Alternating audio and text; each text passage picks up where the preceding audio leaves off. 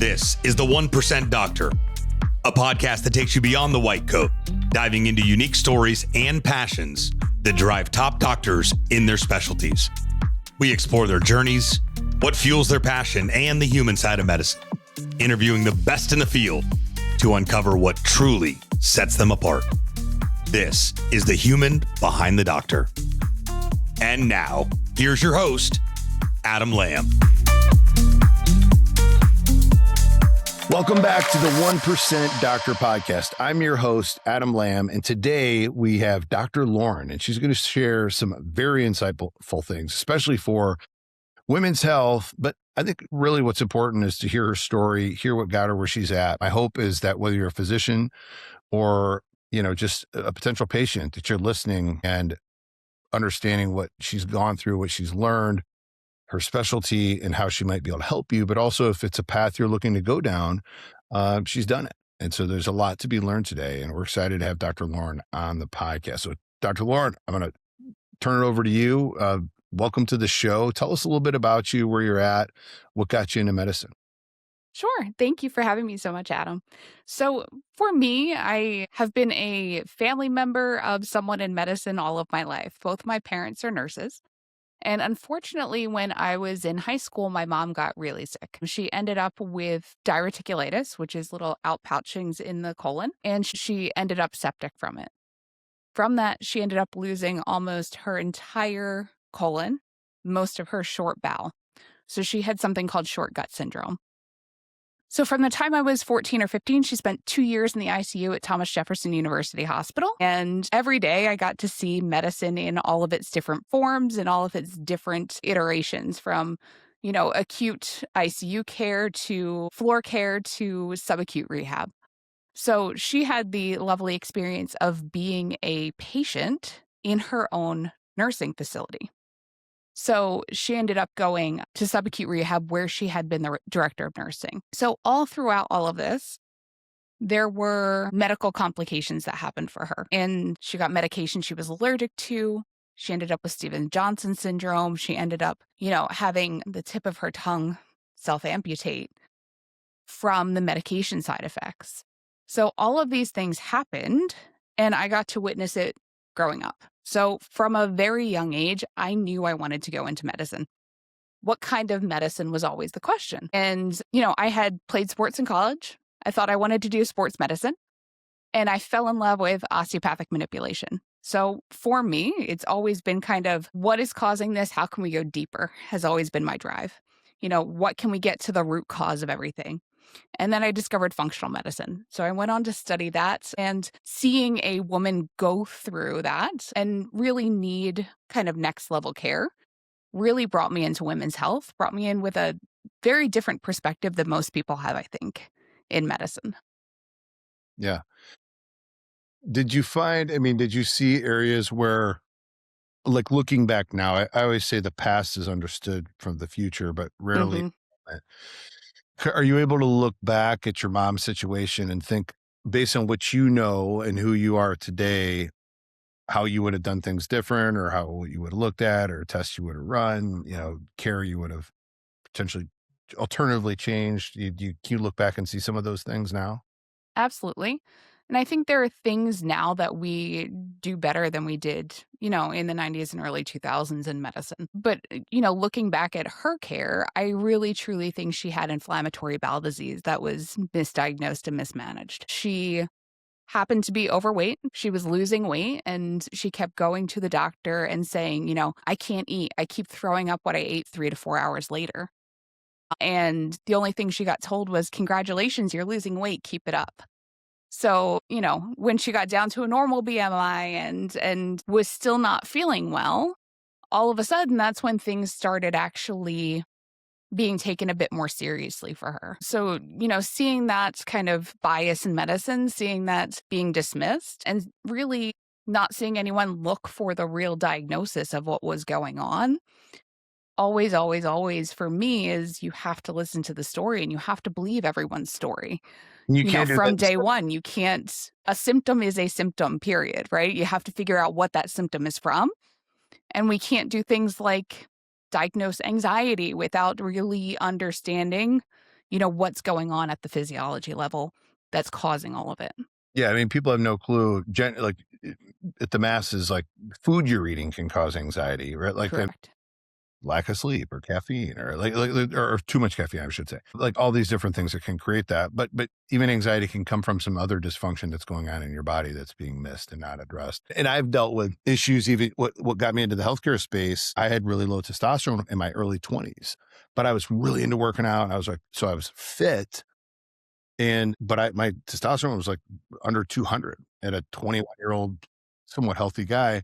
And I had a little bit of depression. I think it probably led to like alcohol and some of these other things and carrying on in my 20s, but no one would listen to me.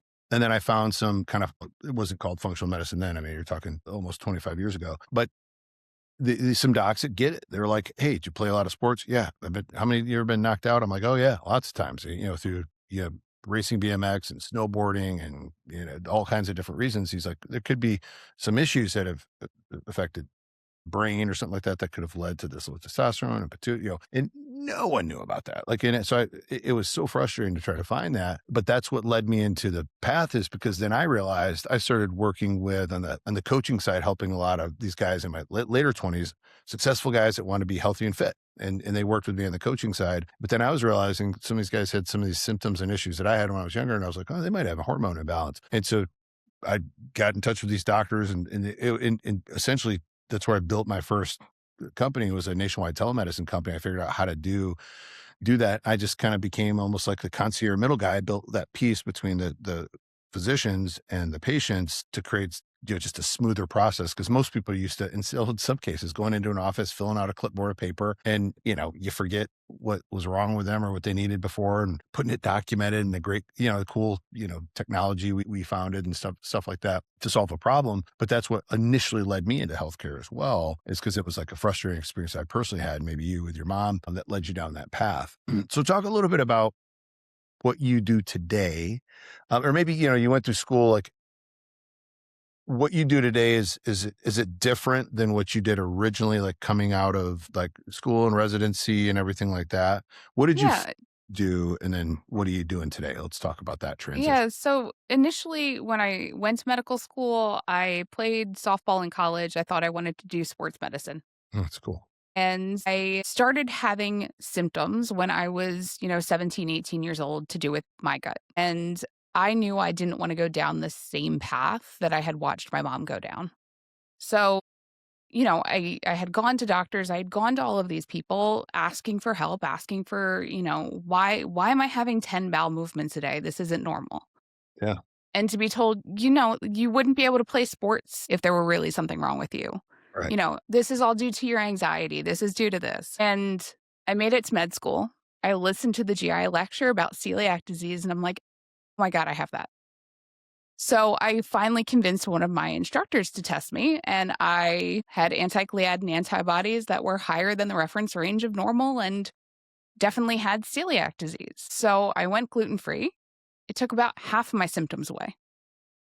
And I was left with the question of, why am I still having symptoms? What is going on in my gut? Why is my gut different than everyone else's that it can't deal with gluten?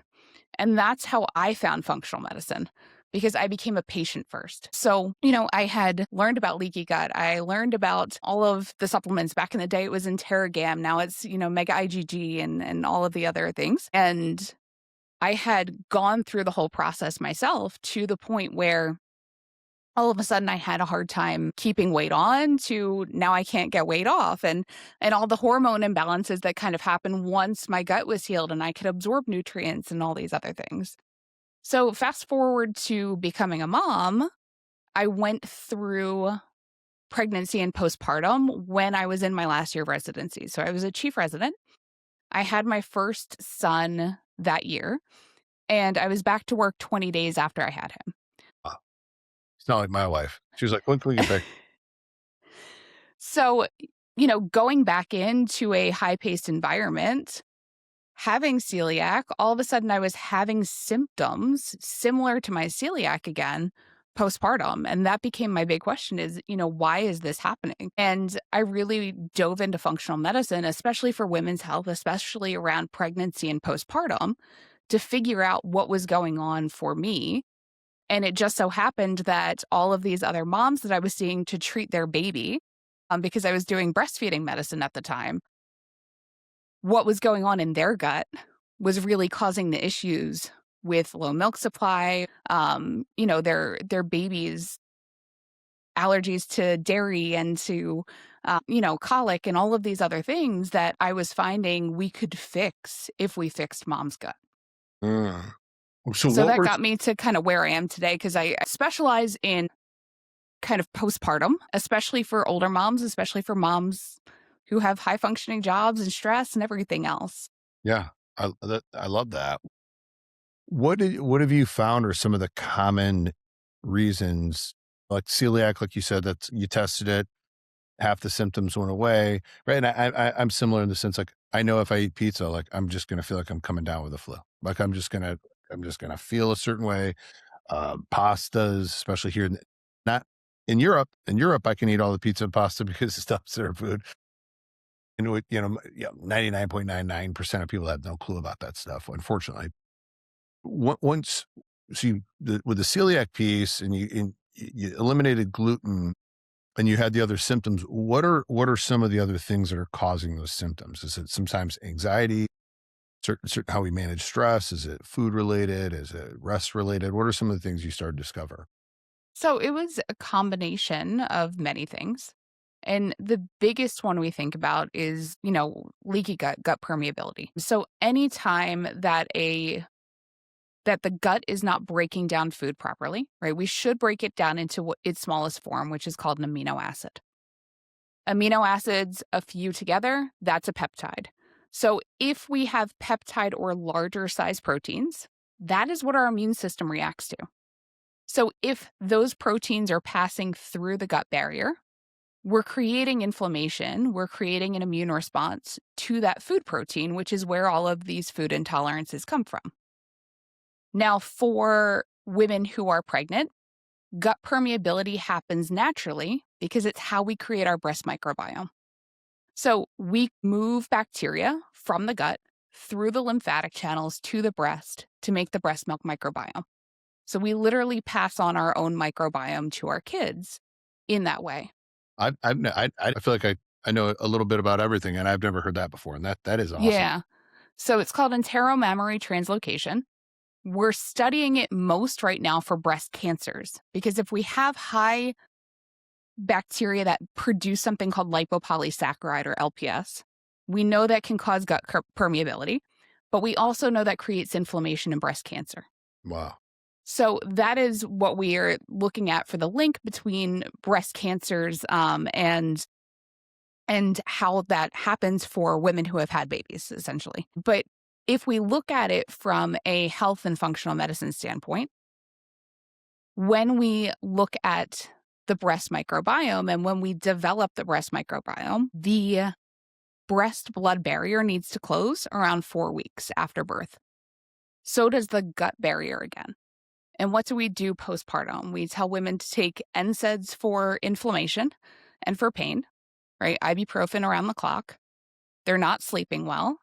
They're more stressed out than ever. In the US, women return to work weeks to months after birth, where in other places they get a full year to recover. And all of a sudden, we have all of the triggers of gut permeability happening in the same space. So the gut doesn't heal. And then we then see women reach their peak for autoimmune diseases. So the 6 to 12 months postpartum period is the highest incidence rate where we're ever going to diagnose autoimmune disease in a woman's life. Yeah. So Because if we connect it back, they blame it on the hormone. They're like, oh yeah, after I had a baby, I've never been the same. And it's all, a lot of what you're talking about here is the issue. right? Women who are pregnant lose 40% of their glutathione in their liver. We lose our detox capacity. So then we can't deal with the excess hormones. We can't rebalance hormones. That can take 3 to 5 years to return after birth. And then we talk about moms who are having these babies a year apart, all of a sudden are depleted in their nutrients, are depleted in their detox pathways. Their gut microbiome has been leaky the whole time. And then they go on to develop Hashimoto's and we have no idea why. And it's like... Yeah. Well, no, I mean, this is so interesting the way you're breaking it down. I can tell you know your stuff. And what I have a question though. What like do you or would you ever recommend like glutathione supplementation during pregnancy or postpartum? Like, is that something just based on losing that? I do all the time. I mean, it's one of the things. We also need the precursors. Breastfeeding women need almost double the amount of protein in their diet to actually meet their protein requirements for wound healing, for breast milk production, and for their own body's repair needs. So, diet is huge for postpartum women, and everywhere else around the world, there's really a prescriptive cultural diet that tends to be high in protein, but high in slow cooked, easy to digest proteins that we semi ignore here in the US. We reach for fast foods, we reach for easy prep. Mom's lucky if she's getting 2 good meals in a day, let alone actually meeting the calorie needs and the protein needs that she has. You know, we talk about micronutrients, those go up by 40 to 50% for breastfeeding women. The demand is higher than pregnancy.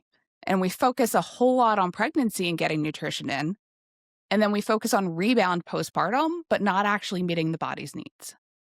It's interesting. Yeah, I've never heard, I've always been in the health and wellness space talking about, grams of protein per body for different fitness goals, for example. And I've never heard that. I think that's so interesting for women to think of 2 grams of protein. You like, Yep, it's 1.7 to 1.9 for just baseline breastfeeding. If you're making a full milk supply, that doesn't mean if you're no back one to in the world. competition or you're doing workouts after birth, that's not accounting for any of that. That's just your baseline. Wow. Like I feel again, like I feel like I'm in the circle of having this kind of not specifically into postpartum women and breastfeeding, not as much of a conversation, but it's in the same conversation. And it's like the people need to know this. And I don't say I say people need to know this in the sense of like the husbands need to know too. So it's like, hey babe, you want an extra chicken breast? Like just knowing Yep. knowing You want a that steak tonight? Like, here you go. I had no clue to think of it that way. I understand it from like the fitness side of it, but that is really, really powerful and interesting information to think of because when you think of that level of protein based on postpartum, their body weight too. Cause I know like for my wife, like she'd rather like take a bullet to the head than tell you what she weighed when she was pregnant. She just really bothered her. So to think of, which she's small anyway, but it's, I never understood how even, again, the psychological side is, we're just stupid husbands. We don't know. And so what our wives are like, even my wife, I was like, she's not really paid attention. She's small, whatever. But like, even with my daughter or our second child, she was like, she hated how much like the scale just, and so it's like, I'm like, I thought she looked great, but in her head, and I think the psychological side of as men, maybe as husbands, that we can be this information's not to me is not just for the women that the men need to know too, right? Of subscribing to that information so that we can help create the best, safest container, not only for our wives, but our newborn children and the future of their health by knowing this information. It's like, man, I'm like, I wish I would have known this. I would have, it's really cool information and also thinking of a lot of women postpartum are like, I gained all this weight. I need to get back in shape. So that's like starvation and probably over exercising might be that was probably my wife's goal. I always joke she used to drink 2 cups of coffee in the morning, 1 glass of water during the day, and 2 glasses of wine at night. Well, that was like not literally, but like that was because she didn't get enough water in either, right? And we know that how massive that is to do some of these things. And so I love how you break it down. It's like so you're discussing the problem, the pathway, and then very tangible solutions. If you can do math, if you weigh 150 pounds, you need to be at that 250 to 300 grams of protein. Not to mention just paying attention to that knowledge moving forward for the rest of your life will also help you just kind of, from a macros or whatever standpoint as well. So what else are some things, where's a lot of the blame go to? Is it just lack of knowledge? Is it specific foods? Like, is there like a common thing that you see? Like I mentioned, a lot of women, again, my wife was like, I need to get back in shape. And so probably not eating enough, probably over exercising. Like that's something, but what about, I'm interested in the nutrition side. Like, is it more organic food? And, we know like If it comes in a box or package, it's probably not as good. If you get it through a drive-through or it was frozen, it's probably not. Like what are some of the things that you see that are super important to focus on for them?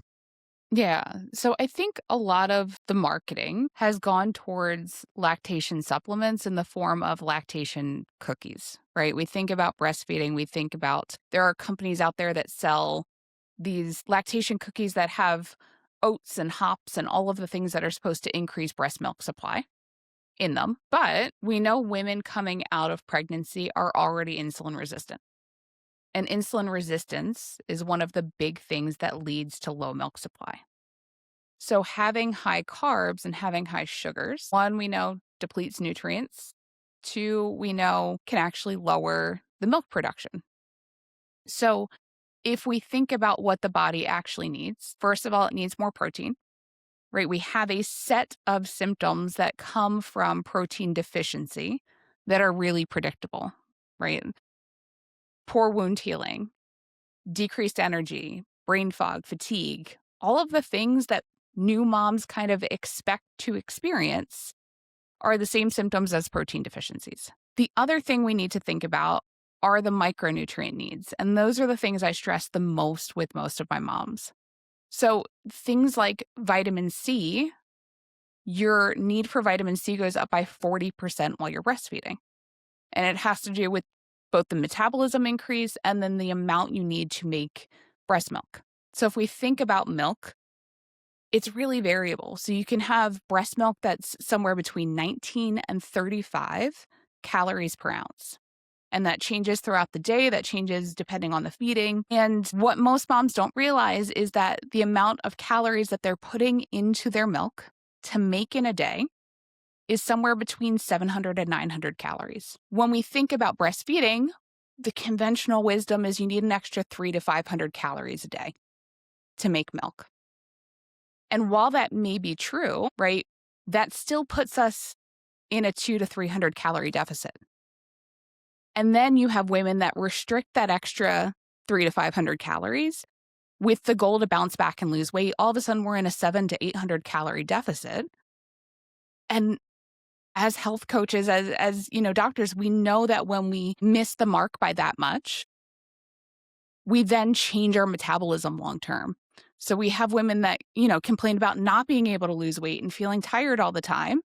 And we look at what they're eating and it's high carb and, they're trying to do intermittent fasting and cut their macros by 800 to 900 calories from what they actually need. And then we can explain that and we can fix the diet. But for moms to get repleted from what they lost from pregnancy also requires extra micronutrients on top of that. So we need to restore our iron stores. We need to get, selenium and iodine and all the things that preferentially went to the baby while we were pregnant. All of that needs to be made up. And it takes a full 18 months for us to replenish those stores before we're having another baby. Otherwise, we're going into the next pregnancy deficient. Wow. Yeah. Wow. So do you have a way, I got a lot of questions for that. Yeah. Like maybe women that work with you, are you kind of recommending, is there a fast way? Cause we live in America and we want everything right now. So like if there's intention with supplementation and specific nutrition, like you can collapse that 18 months into something quicker, maybe just through intention, maybe of eating the right stuff. So I'm curious to learn about that. And then when you break down micronutrients, I think a lot of the conversations I'll have with folks of mine on the health side is like every carb's not created the same, right? Like you can have a bag of Cheez-Its, right? And then you can have like the same carb calorie count from rice and it's different. And I always, from a simplified standpoint, I'm always like single ingredient, complex carb, rice. Those are right. Like where your body actually gets nutrients from it. It can restore glycogen. Again, I've always been in the performance space, not coaching postpartum moms on the breast side. So this is why this conversation is really cool and seeing how that it's a lot of the same stuff of just like a lot of the same stuff applies, right? And for me, my background was in performance nutrition because I was, a 3-time All-American softball player. So for me, it was performance. And I thought, how can I absolutely use the knowledge I have to fix the problem I'm having now. And if we think of it like a performance, because essentially it is, right? If we tally up the You number created a of, human being. Yeah, it's like yep, the that's better number of than calories a woman burns is the same as running 6 marathons in a year for pregnancy. that is wild. And what what I've always explained, that the philosophy too of your body will cooperate, and you may agree or disagree with this, but it's scientifically proven, like at a cellular level, a cell will replicate when its environment is safe. If a cell's environment is unsafe, it doesn't. And so that level, why it's something simple that I was trying to explain. And then with your body, though, is a bunch of cells. And so when you're giving your body what it needs, it actually does what you want it to. And so we can talk about brain fog and some of these energy, some of these things. But even again, from the performance body standpoint, where a lot of people that they're doing just keto, or they're just doing these certain things, or these fad diets, or like you said, intermittent, they're doing something, but what they're giving their body isn't what their body needs. And, I've worked with a lot of, top pro athletes, and I'm like, yeah, they eat 5 to 6,000 calories a day, and it's not counting calories. It's like high, quality protein, high quality carbohydrates. To get 5,000 calories of that, it's a lot of food actually, Mhm. versus if you eat a small amount of junk that has no micronutrients, that is it's not feeding your body. It's just feeding a little bit of your brain for a short time and filling your stomach with essentially poison. And so when you understand that, it changes the game, because people, when you show, a lot of young guys too will ask me, hey man, I'm trying to gain some weight. I'm like, here's the amount of food you need to eat. Right. And they're not doing that because they're eating the junk stuff that satisfies the brain, that makes you not hungry, and you're not getting in the meals that you need to have. And so I think that's another part of it too, of the conversation around, when you're eating, just simplify it, calling it eating clean, you're more likely to be hungry for more clean food. And my philosophy has always been, if you're hungry for more food, your body probably needs those calories for what you're doing. I mean, a lot of people, especially in the performance side, are overtraining, under eating. I had a pro MMA female whose hair started falling out. She's like early 20s, thyroid basically shut off. And I was like, what's your nutrition? And it was literally this young girl was like, sometimes I'll have like a pack of Skittles and then go train 4 hours, and then like maybe have like a kid meal later. And I was like, you're a pro fighter. Who's wooing your nutrition? No one does, because she's just psycho. Like, she's just an awesome fighter. They're training her in the gym, but no one was looking at her because they thought she was going to need all the hormone stuff and had thyroid issues. And so with her coaches and stuff, we're like, here's the food she needs to eat. Start eating this. Hair's fine, thyroid balanced out, all this stuff, just by getting the right amount of nutrition, because she was burning so much calories. And, you're fighting too. So there's a little bit of anxiety that goes into that. So there's a lot of stuff, just her body wasn't safe. Right. And so what do you think about that? The concept of like getting your body to feel safe by putting what it needs into it, whether it's water and food and all these kind of things. Rest is another big one. Options better. I mean, are you seeing a lot of that? So, right, Dr. Robert Naveau studied the cell danger response. And this is essentially what you're talking about, is the cell looks at the environment that it's in and it looks for the safety cues. One of the triggers of the cell danger response are nutrient insufficiencies. So when we're low in different nutrients, the cell doesn't signal physiologic safety. Combine that with the idea that during pregnancy, right, we talk about losing some of the neural connections, right? The studies that came out looking at moms' brains that I find fascinating, that we lose a bunch of connections to gain them postpartum.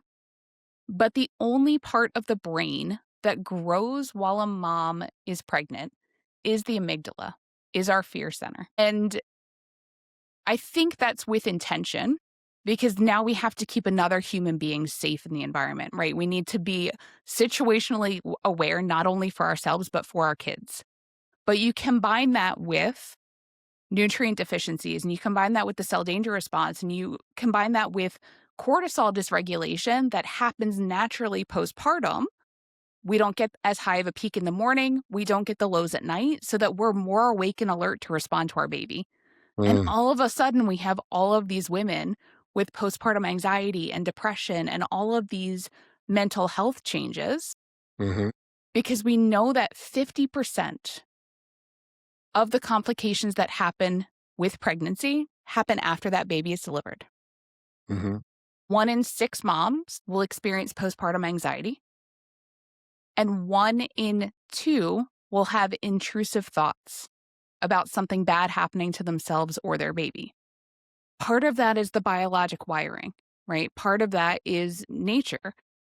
And the other part of that is how we live our modern life and how we, as women, approach our bodies from a nutrition standpoint, from giving it what it actually needs, as opposed to what is convenient and what is normalized now. There was a study that looked at omega fatty acids, and women who had postpartum depressions were 4 to 6 times more likely to have an omega fatty acid deficiency. For sure. So if we can fix omega fatty acid deficiency, does that fix, what we're seeing postpartum with all of these women being diagnosed with perinatal mood disorders? It's a huge connection. It's like, Yeah. And the other part, it's just, you and I being, I think, like-minded in a lot of these things that we're talking about, of realizing like the mainstream medicine solution and what's more natural, what's available solution, right? It's like, I've never heard a doctor, hey, you know what? You should step up your omega-3s. Here's some supplement food, right? Like, I'm sure I know it happens, but it's not, it's like, well, yeah, this usually happens postpartum when it's 1 in 6 might have that. Like, so yeah, you're just going to have to deal, you'll be all right. Remember, you used to be tough, used to be a softball player. So you're all right. You'll be able to do it. Just tough it out. Right. And I think that's unfortunately the conversation that happens. And the problem is because they don't know either.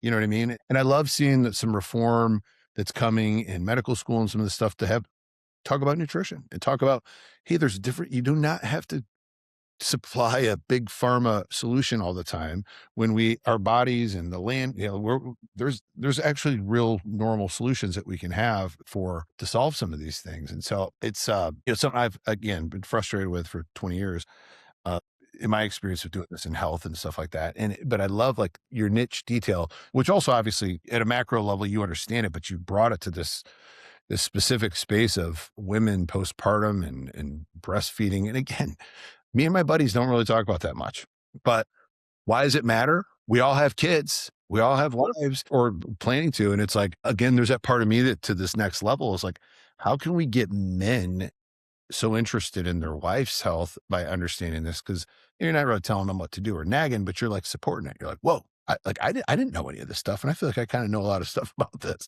And so that's why it's super interesting to learn and understand. So talk about your program. Talk about how you help.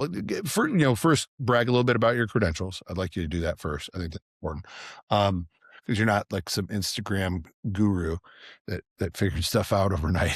So I was on, I don't know if you know Dr. Kurt Parsley, real cool guy. He helped a lot of Navy SEALs with sleep issues, getting them all off ambient, natural supplementation, got them all back healthy. But he's a great guy. He's got awesome. But him and I were talking about that because, I'm not a doctor, but I've been in the room and been in the studies for the last 20 years with a lot of people. And I've owned the companies that have had tens of thousands of people on it, talking not specifically to what you're doing, but generally transforming people's lives with this kind of mentality. But at the same time, there's also a lot of yahoos on the internet that don't know what they're doing. And so obviously you do. I could just hearing you talk, I'm like, I've never met someone that knows the stuff that you know. Like, and I know I work with a bunch of doctors, thousands and thousands of them.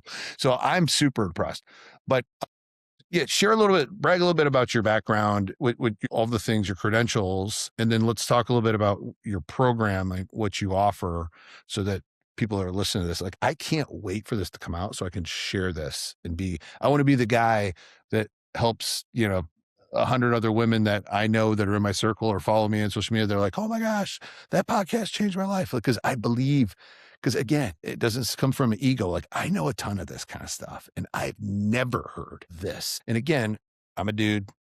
I got a 13-year-old and 17-year-old, but everybody that's thinking about having children should know this process so that they can navigate that best thing as possible, right? You're making a human being. It's the most important thing. And so let's talk about your credentials and then how people can find out more about you or work with you and things like that.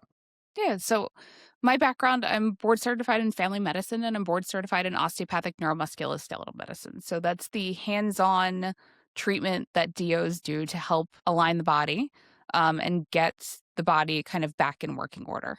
So I think of it, body mechanic, similar to kind of chiropractic is the equivalent that most people are familiar with, but with added kind of soft tissue and visceral techniques and craniosacral. So that was what I was interested in when I went to med school. Since then, I did Andrew Weil's program for integrative medicine. I'm certified through the Institute for Functional Medicine in functional medicine. I like to study. I kind of do it all. Yeah. And So, like I said, and I mean this, like I listen and I know the smartest people out there in all these different spaces. Again, breastfeeding and postpartum, not, just it's has not not been my common. rule, but I can listen to you and I'm like, holy cow, Dr. Lauren is a top tier expert. I can just tell the way you explained it, and you don't explain it to show people how smart you are. Because some doctors are really smart and they say it to a place where you're like, you might have spoke Japanese because I don't know what you said. And the way you explained it, it's always meant something for me with the docs I've worked with, the coach of like, great message, no one understands. So we got to formulate it so that someone's like, oh my gosh, she's talking about me. She knows me. And then you can help more people because they're not intimidated by the big words, and you explain it in a way that's like, oh, like beautiful. I want to tell everybody I know, which is which is what you want everyone to do, right? They would hear it, understand it, and want to go repeat it. And so how can people work with you? Like, who do you work with? What's it look like to work with you? How can people work with you? Yeah. So I have recorded a set of courses for postpartum women. So there are 3 courses. I call it Thrive Mama as a program altogether that women get access to. So it's nutrition, breaks down exactly what women should be eating, what their macros should be, what the meal plans are already done for women with gluten-free, dairy-free options, vegan options, every kind of option already done, planned, simplified for postpartum. The next is Detox Mama. So, talking about how to use nutrition for detoxification and how to safely detox while breastfeeding. It's not something we really got into today, but one of the things that I think about and I talk about is that, every time we're looking at breast milk, we're seeing more and more toxins that are accumulating because it's a fat. And we sequester toxins in fat. So if we aren't actively trying to get them out of our system and binding them in the gut, well, they get passed into breast milk, and that's something we don't want. So I teach moms how to navigate that, especially when it comes to things like microplastics and all of that. I was And going then to say, how to regulate the nervous system is the third. heavy metals. There are. Yep. So we think more about the phthalates and microplastics and other things now, but any toxin that accumulates in fat can be placed into breast milk. So especially when women are trying to lose weight, when they are doing that and breastfeeding, well, the toxins are easiest passed into something that's fat soluble, and that's breast milk. So it's bile or breast milk, and we have to learn how to move them in the direction we want. Oh, interesting. So if we want the healthiest milk possible for our kids, right? We Yeah. want it to be nutritionally dense. That depends on mom's nutrition. We want it to be free of toxins. That depends on mom's, how she's managing her toxins, right? We don't necessarily want to do a full detox or something where we're mobilizing toxins postpartum, but we definitely want to manage them actively so that we're not getting it into breast milk. And so you have a whole course that teaches. Yep, whole courses that teach and go into, and then moms can, twice a month, I open office hours and moms can ask me whatever questions they have if they're part of the course. And then I also do one-on-one work. And how can someone find you? What's the best way to find you to work with? Yeah, so all of the programs are all at latchednourished.thriving.com. Okay. And We'll if put you're interested in being part of my practice, it's laurendavisdo.com. LaurenDavisDO.com. And where are you physically located? I am in New Jersey. Okay. And so, but that's great. But if someone is in California and wants to take your course and program, they can do that, right? Absolutely. Yeah, Yep, 100%. and I'm licensed in a few different states. Yeah, I know that just I've been in the telemedicine game for 15 years, and so I'm preconceived of what I'm like. This vertical, you can do whatever you want. This vertical, depending on what you're doing, it can be different. So, because I don't want someone to say, "Oh, I'm not in New Jersey." Listen, you can be on Mars or Africa, and you can still work with Dr. Lauren to help with postpartum. And I think, and again, I just can't overemphasize. I can tell when someone knows their stuff, and I can tell when it's theory. You know your stuff. I am thoroughly impressed. I didn't know I was going to walk into this. I'll be honest. I was like, all right, breast milk. We haven't done it before, but we're going to talk. But I'm like so intrigued and just also understanding, again, we're guys, we're thinking of ourselves, we're thinking of our own thing, right? We're like, she's gaining weight, be nice. And like, get her food if she wants it. Like, but not thinking about micronutrients that my wife might actually need and supplementation deficiencies that could actually be causing it. And guys, if you're listening, don't tell your wife what to do. Share this podcast or be able to explain like, hey, here's what I learned. Here's what I know. I think it's so interesting because what I've found, I'm celebrating 19 years of marriage next Monday, that like when we communicate and do things together and make it like an all-in alignment thing of, it's better for everybody and the baby. And, I've been a stupid knucklehead husband in the early years too, where I was just like, all right, you do that, I'll go do, but there's so much of like just the understanding of, I didn't know about all these, it's like, the body goes through a lot of stuff, right? So it's like, but we brush it off. Oh, you're just pregnant. Yeah, that's that third trimester. Oh, that's postpartum. And I hate that kind of comment, like just blood work. Oh, you're in your 40s now. Dude, shut up. What does that mean? Right? Like what actually is happening specifically? And that's, one of my frustrations that's happened in medicine. We're seeing so much of the change, which is functional medicine of like, actually, let's figure out the root cause, fix it, and not just make an excuse and put a label or Band-Aid over it. So I love what you do. I never thought I was going to think the conversation around breast milk and postpartum pregnancy was so exciting and interesting, especially me. Like I'm not planning to have any more kids. And I'm like, I'm more focused on like, what are we doing with college? And so I think this is going to be so helpful. And here's the other thing. If you're a doctor and you're listening to this, do you offer anything to help teach, or not yet, maybe you don't, but help teach other doctors or providers how to like go down this path so that they can be an asset? We can't just have one Dr. Lauren out there. We need more people to help more people, right? So is there anything like that exists? Or is it coming? Not yet. It's in the pipeline of things that I would love to build. But for the courses, it will teach, it teaches it in terms that anyone can understand. Which is awesome. But for physicians, it's going to teach you how to calculate it out for your patients. It's going to teach you, even as a health coach, how to help your patient meet those macros. And if you go on the Latch Nurse Thriving website, it's important enough to me that women meet their needs that I have a free calculator up on the website. It doesn't give the micros, but it will give a macro breakdown of exactly what a woman needs, whether she's pregnant, whether she's postpartum, or whether she's breastfeeding. So I consider postpartum like after baby, but not breastfeeding or lactating. And all of it breaks down for free on the website. I love that. All right. We'll put all that in the show notes too.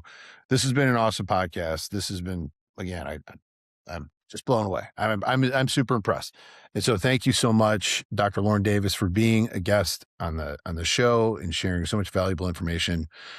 I'm grateful for your time and the work you're doing. And here's the deal. Like I said, more people need to know what you do. If you ever need help scaling that out to teach more, I'm just in my head, I'm like, man, we need to train 10,000 other docs just like you how to do this. So then they can go help 10,000 more people, because that needs to be part, because they're not doing it in medical school right now. I know that.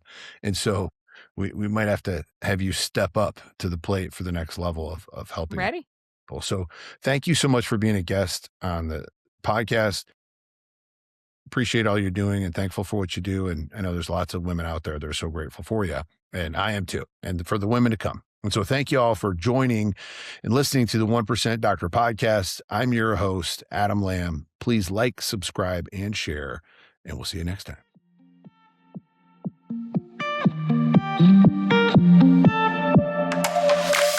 Thanks so much for tuning in to this episode of the 1% Doctor. Please be sure to subscribe to the show where you're able to consume more podcasts, get more value, and learn more about doctors potentially just like you. Please tell a friend, review the show, and we'll see you in the next episode.